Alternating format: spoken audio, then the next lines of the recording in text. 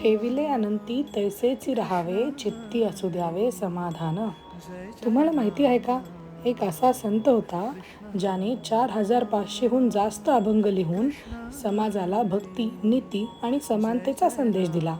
आणि ज्यांचे अभंग आजही प्रत्येक वारकऱ्यांच्या ओठावर आहेत, हे होते महान संत संत तुकाराम महाराज.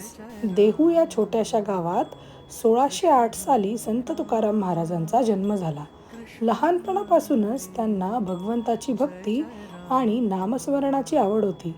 त्यांचे दैवत होते विठ्ठल. तुकाराम महाराजांनी लोकांना कठीण तपश्चर्या नाही, तर नामस्मरण आणि साधी भक्ती हा मार्ग दाखवला. त्यांनी रचलेले अभंग तुकाराम गाथा या ग्रंथात संग्रहित आहेत. पुण्यात एक मंदिर आहे, त्याला गाथा मंदिर असे म्हणतात, जेथे 4045 अभंग कोरलेले आहेत. आजही वारकरी रामकृष्ण हरी म्हणत या अभंगामधून भक्तीचा आनंद घेतात. हा झाला त्यांनी दाखवलेला भक्तीचा मार्ग. तर समाज प्रबोधन. त्या काळात समाजात अंधश्रद्धा, जातीभेद आणि दांभिकपणा खूप वाढला होता. पण तुकाराम महाराजांनी निर्भीडपणे या गोष्टींवर प्रहार केला.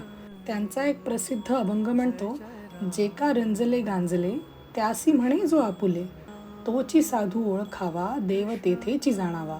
ह्यातून त्यांनी मानवतेचा खरा धर्म शिकवला. त्यांनी लोकांना शिकवले, संसार करत असतानाही भक्ती आणि परमार्थ साधता येतो. साधेपणा, समता आणि ईश्वराची भक्ती यातच खरे जीवनाचे समाधान आहे.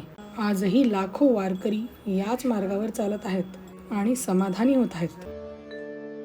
देवाची ये द्वारी उभा क्षण भरी, हरी मुखे म्हणा, हरी मुखे म्हणा.